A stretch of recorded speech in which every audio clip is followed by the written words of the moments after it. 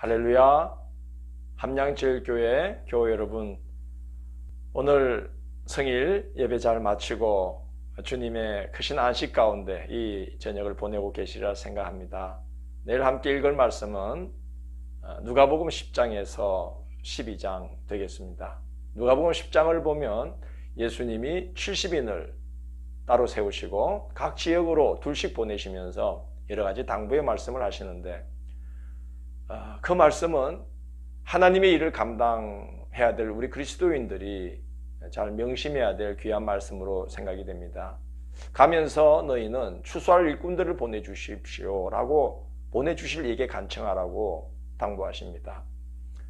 추수할 것은 많고 또 때가 무르익었는데 추수할 일꾼은 적기 때문에 그런 것이죠. 오늘날 우리의 사역의 현장도 마찬가지라고 생각합니다. 항상 좀 선한 일꾼들을 많이 세워주시기를 기도하면서 살아가야 되겠어요. 그리고 여정을 하나님께 맡기라, 그렇게 말씀합니다. 왜냐하면 다 채워주실 것이기 때문에 이것저것 너무 준비하지 말고 염려하지 말고 하나님께 맡기고 길을 떠나라 말씀합니다. 가는 곳마다 평안을 빌고 영접하는 가정이 있으면 그 집에 머물라는 것이죠. 이 집 저 집 옮겨 다니지 말라.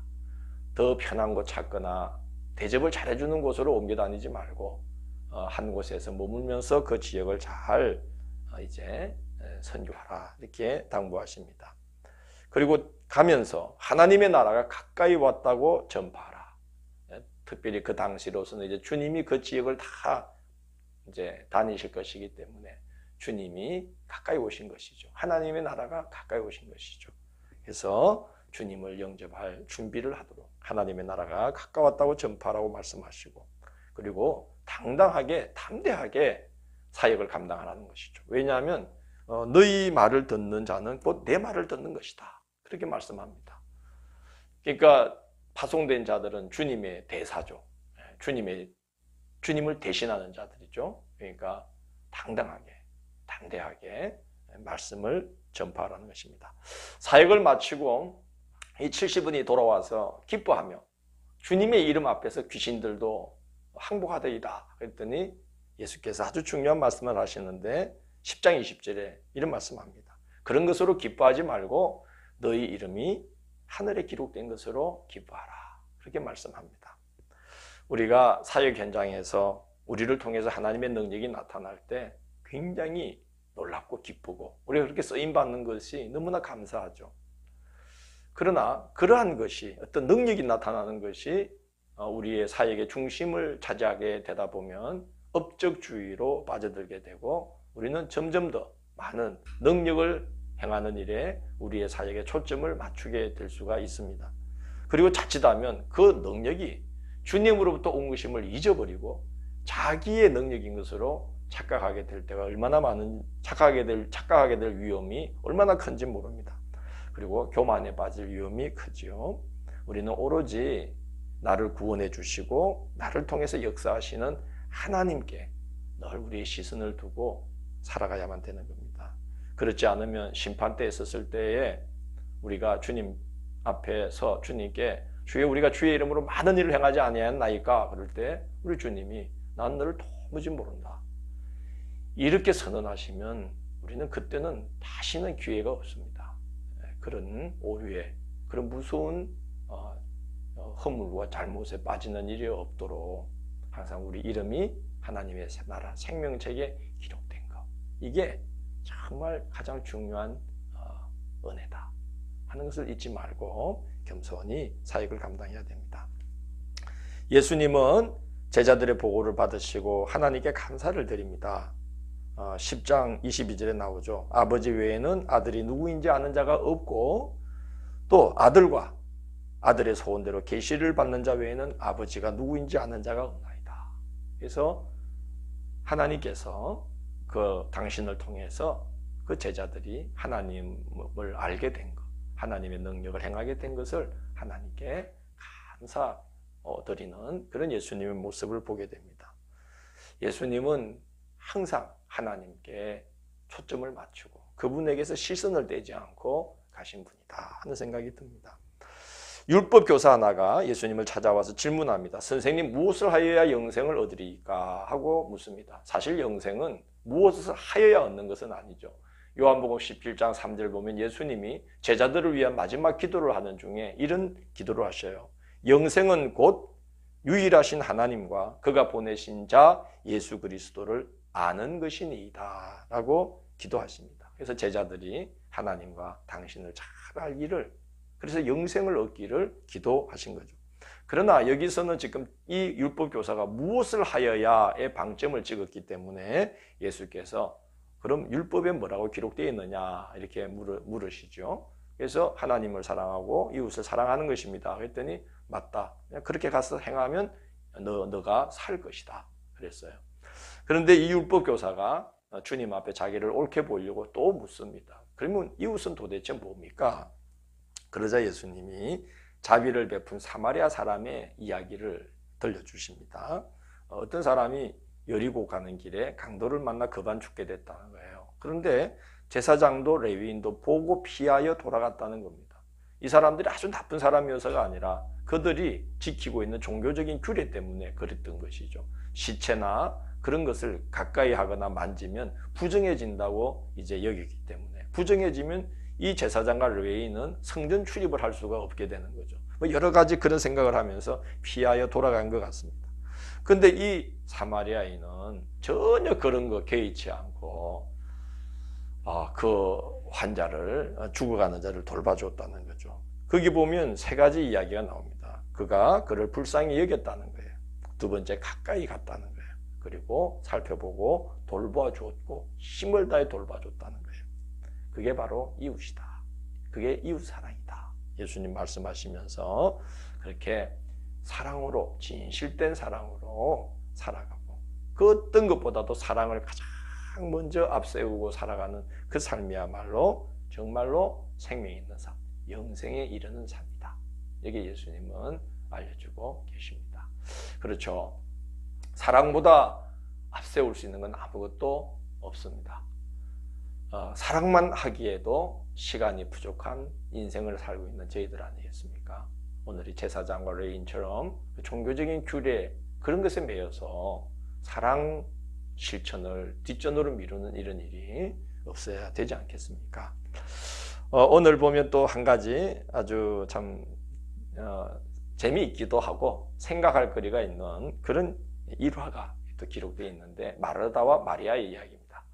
예수님이 아마 나사로의 집에 가신 것 같아요. 나사로, 마르다, 마리아는 다 이렇게 형제입니다. 그러자 마르다가 막 그 예수님을 섬기기에 분주하고 바쁩니다. 예수님 혼자 가신 게 아니지 않습니까? 12제자가 기본적으로 따라다니고, 그리고 그들을 돕던 여인들, 그리고 갈릴리로부터 예루살렘으로 예수님이 사역을 하면서 쭉 선교 여행을 할 때 수많은 사람들이 같이 이제 예수님의 일행에 동참을 하게 되니까 마리다가 얼마나 바빴겠습니까?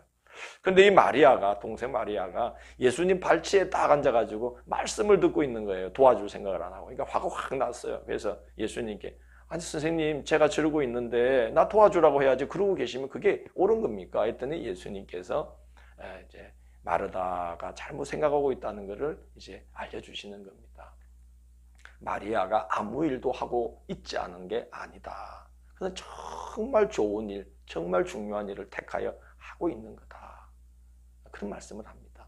마르다가 여러 일로 분주하게 주님을 섬기는 걸 지금 잘못했다고 말씀하는 게 아니죠.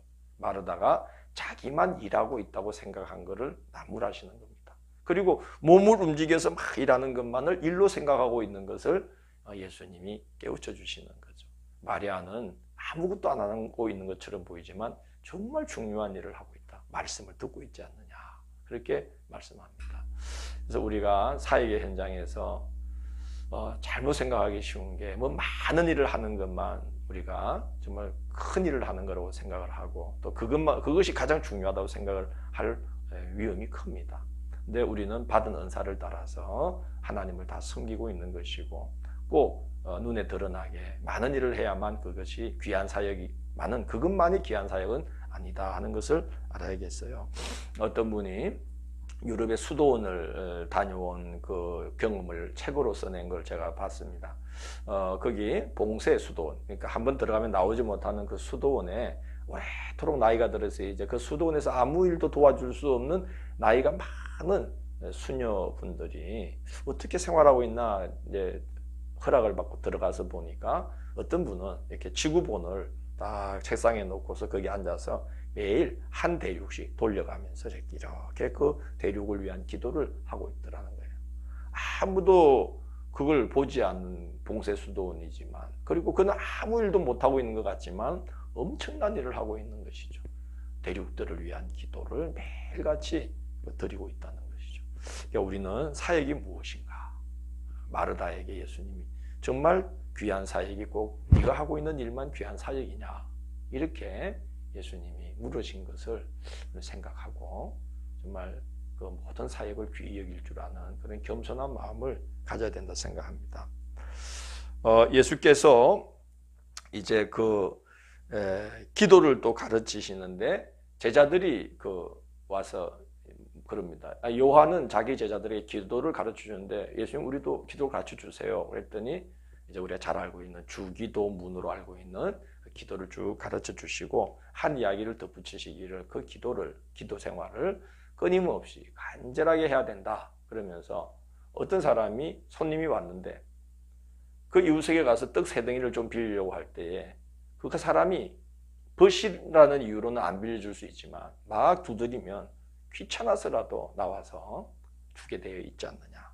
그러니까 구하고 찾고 두드리면 우리 선하신 하나님께서 또 능력이 충만한 하나님께서 가장 좋은 것, 곧 성령을 주시지 않겠느냐라고 말씀합니다.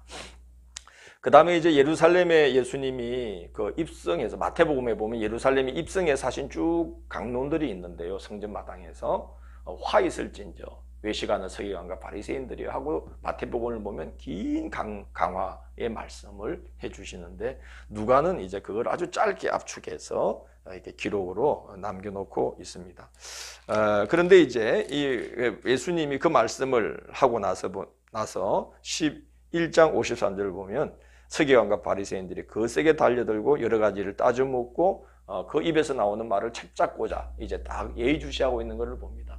그리고 나서 12장에서 예수님은 바리새인들의 누룩 곧 외식을 주의하라고 말씀하면서 앞으로 이제 너희들에게도 박해가 올 거다. 나를 이들이 이렇게 대한 것처럼 너희들에게 많은 박해가 올 터인데 그때 너희들의 몸은 죽여도 영혼을 능히 죽이지 못하는 자들을 두려워하지 말고 너희를 죽이고 나서 지옥불에 던져 넣을 권세를 가진 그 하나님을 두려워하면서 살아가야 된다. 사역해야 된다. 그리고 절대로 그 잠시의 고난 때문에 나를 부인하는 일이 없어야 한다. 나를 부인하면 하나님의 사자들도 너를 하나님 앞에서 부인할 것이다. 우리가 그 자리에서 부인을 당한다면 그건 얼마나 안타까운 일이겠습니까? 순간과 영생을 맞바꾸는 그런 어리석은 일을 범하지 말아야 되는 것이죠. 그 다음에 예수님은 제자들에게 세상의 소유와 생활의 염려에 매이지 말라고 부탁하면서 한 가지 이야기를 들려줍니다. 한 부자의 이야기인데요. 이 사람이 여러 해 동안 썰 물건을 많이 쌓아두고 세간을 널리고 창고도 더 많이 짓고 그리고 나서 어느 날 자, 내가 이만큼 많이 쌓아두었으니 이제는 편안히 쉬고 먹고 마시고 즐겨야 되겠다 하는 바로 그날 하나님이 그의 영혼을 데려가시면 그의 모든 소유가 무슨 소용이 있으며 그렇게 두고 갈 그 소유를 위해서 그동안 온 인생을 바친 그의 인생이 다 무슨 소용이 있겠느냐는 것이죠. 예수님은 그래서 자기를 위해서 재물을 쌓아두기보다는 하나님께 대하여 부유한 자가 되어야 한다. 그 하나님의 나라의 풍성한 그런 은혜, 그 풍성한 열매를 맺으면서 우리가 하나님의 나라를 살아가고 그 나라를 세워가는데 우리의 삶을 걸고 가야 된다는 거죠. 그러면서 염려하지 말라고 경고를 하십니다. 무엇을 먹을까, 무엇을 입을까, 무엇을 마실까 염려하지 말라는 것이죠. 왜냐하면 이 염려야말로 사람을 소유의 얼매이게 만들기 때문에 그런 것입니다. 우리 예수님이 그 4가지 땅에 떨어진 씨 비유를 말씀하신 걸 우리가 알지 않습니까? 이 씨가 떨어져서 하나님의 나라의 씨가 떨어져서 자라는데 이 가시덤불에 떨어졌다는 것은 곧 세상의 염려, 근심, 또 재물에 대한 욕심, 또 세상에서 이제 이만큼 쌓았으니 먹고 마시며 즐기자 하는 향락에 치우치는 것, 이런 것들이 하나님 나라의 기운을 다 가로막아서 하나님 나라가 결국 자라지 못하게 한다. 그렇게 말씀했습니다. 그렇기 때문에 염려는 이 세상으로 치우치게 되는, 소유에 치우치게 되는, 아까 그 어리석은 부자처럼 되는 그런 지름길이 되는 것이죠. 그래서 예수님은 염려하지 마라. 염려하지 말아야 될 이유 중에 또 하나는 하나님이 어련히 다 책임져 주시겠냐는 거죠. 목숨을 주신 하나님인데 먹을 거 왜 안 주시겠으며, 몸을 주신 하나님인데 거기 입을 옷을 왜 안 주시겠냐는 거죠. 하나님 아버지께서는 이런 것들은 너희에게 있어야 할 줄을 아신다 라고 12장 30절에 말씀합니다. 그러면서 아주 중요한 말씀을 하시는데, 너희들이 하나님 아버지께 기도하지 않느냐? 그렇다면 그 기도를 들으시는 하나님 아버지께서 너희들이 기도할 때 주시기를 기뻐하는 것을 기도해야 된다는 거죠. 기도만 하면 주시려고 딱 준비하고 있는 것을 너희들이 기도할 줄 알아야 된다는 거죠. 그게 뭐냐? 하나님의 나라와 그의 의를 위해서 기도하는 것이라는 겁니다. 12장 31절 32절 보면 너희는 그의 나라를 구하라. 그러면 이 모든 것을 너희에게 더하실 것이고 너희 아버지께서는 그 나라를 너희에게 주시기를 기뻐하시느니라. 그렇게 말씀합니다. 그냥 기도만 하면 주시려고 딱 준비하고 있다는 거예요. 그 나라와 그의 의에 대해서만큼. 물론 예수님이 기도를 가르쳐 주실 때 우리에게 일용할 양식을 주셨고 라고 우리의 날마다 쓸 것을 겸손히 구하면서 살아가야 된다고 말씀했고, 그건 매우 중요한 기도이기도 합니다만은, 그러나 그 나라와 그의 의를 위한 기도를 드려야 되고, 우리는 생활에 대한 것도 이미 예비한 걸 믿고 감사함으로 구하면 다 이루어 주신다는 것을 우리는 알지 않습니까? 그래서 염려하지 말고 그냥 기도로서 살아가라. 그렇게 말씀을 하고, 지혜로운 종의 비유를 말씀해 주시면서 항상 깨어서 주의 일에 힘써야 된다. 왜냐? 12장 48절 보면 무릇 많이 받은 자에게는 많이 요구하고 많이 받은 자에게는 많이 달라고 하시기 때문이다. 너희는 많이 받은 자들이다. 은혜도 많이 받고 은사도 많이 받고 하나님의 말씀도 충만히 받고 옛날 선지자들과 왕들도 보기를 원해서나 보지 못한 그리스도 곧 나를 너희들은 눈앞에서 보고 내 말을 듣지 않느냐. 그러니 너희는 많이 받은 자들이다. 그러므로 많이 요구하실 거니까 부지런히 깨어서 깨어있는 정신으로 부지런히 충성스럽게 하나님 나라의 일을 해야 되고, 매일 하늘을 살피면서 하루의 기상을 분간하는 그런 시대의 사람들을 닮지 말고 하나님께서 이 시대를 향한 당신의 뜻이 무엇인지 시대를 분별하면서 깨어있는 정신으로 살아가야 한다 말씀하고 있습니다.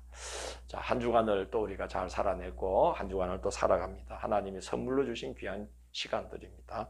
주님의 말씀으로 기도로서 시대를 잘 분간하고 우리 영혼을 살펴서 염려와 욕심에 매여서 살아가는 일이 없도록, 하나님께서 하나님을 향한 우리의 초점이 흐려지지 않도록 하나님께 우리 삶의 중심을 두고 이 한 주간도 잘 살아가시기를 주의 이름으로 권면합니다. 기도하겠습니다. 주님, 저희들을 도우소서. 염려 근심으로 욕심으로 치우치기 쉬운 저희들입니다. 이 한 주간도 매일매일 주님의 말씀으로 우리 영혼을 살피고 기도하면서 우리를 성찰하고 성령의 도우심을 힘입고 이 한 주간도 하나님의 나라와 그의 의가 우리 안에서 자라고 그것을 실천하며 살아가는 우리의 한 주간이 되도록 인도해 주십시오. 예수님 이름으로 기도드립니다. 아멘.